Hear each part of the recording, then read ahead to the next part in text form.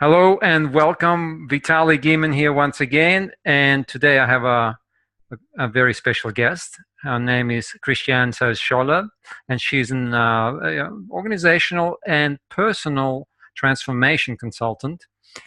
She has a very long career in varied of different roles. And today I want to welcome her. Hello. Hello. Hi, Vitaly. Thank you so much for having me. Now, where are you at the moment? At the moment, I'm in Vienna, In which is where Vienna. I'm originally from. Wow. Okay. I love it. I love it. Vienna was, by the way, one of the first places I visited when I came out of Soviet Union. I went straight from Oh, wow. Kiev, from black and white into Vienna, color. It was Oh, my. transformational. I hope you keep it in warm memory. Oh, it was beautiful. It was like, Yeah. oh, absolutely. Okay. So today we're going to talk about, particularly I want to ask you, I know you're very much involved in self-organizing both from at the personal level, organizational level, and I want the audience to hear about this distinction that you have about self-organizing versus self-management, because I know we usually like link those two words together and we just throw them all together like one big soup. But what is the difference? Why do we need to know the difference?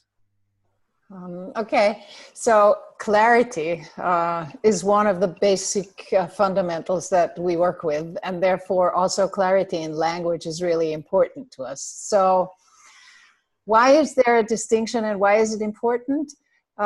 Self-management has been used a lot, and it actually grew from the capacity of managing yourself. So like a good time management or GTD practice or, how do you write to-do lists? It started with these diaries where you had to, so anything where you manage yourself in order to get your work done in an efficient way.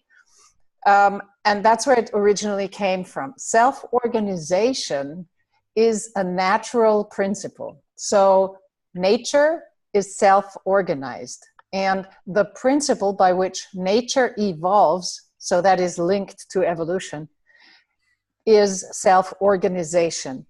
And the understanding that I have of organizing in this new, completely new way is modeled from self-organization, meaning from the natural principle. And that's why it is so important to us and to me that we use the word self-organization instead of self-management.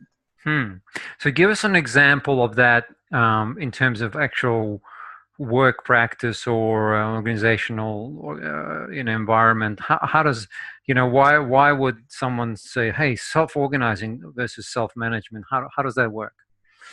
So I can't speak for self-management because from the organizational perspective, I don't know what people mean when they mean self-management, because I'm so clear on what self-organization is. So I'm not saying I'm right or wrong. This is just to make clear when people like you and in the work that I do ask, just to make clear what it is. I just say, okay, the word is self-organization. The example is, for example, our body our body is a self-organized system.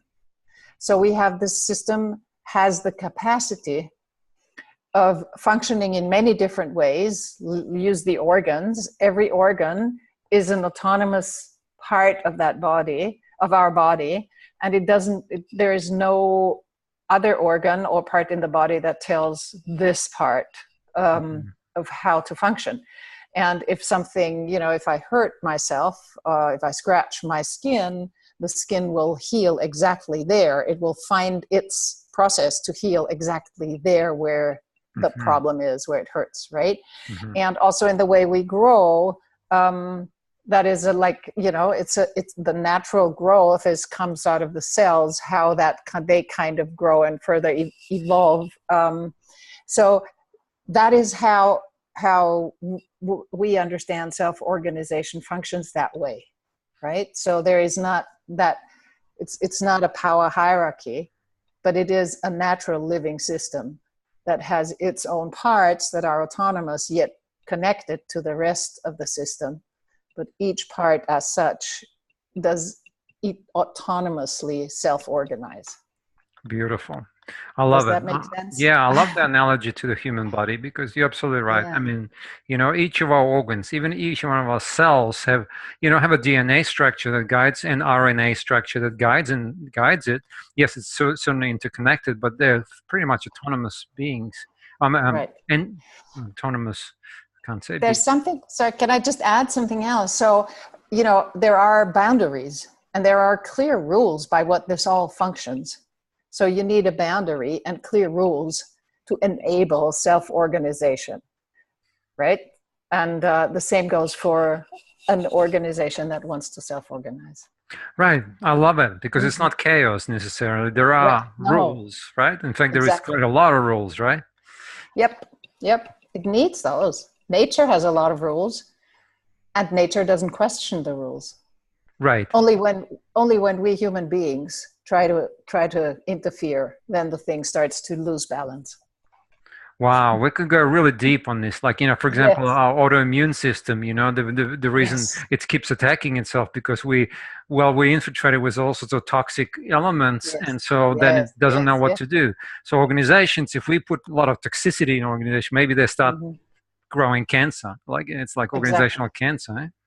That's a very valid metaphor.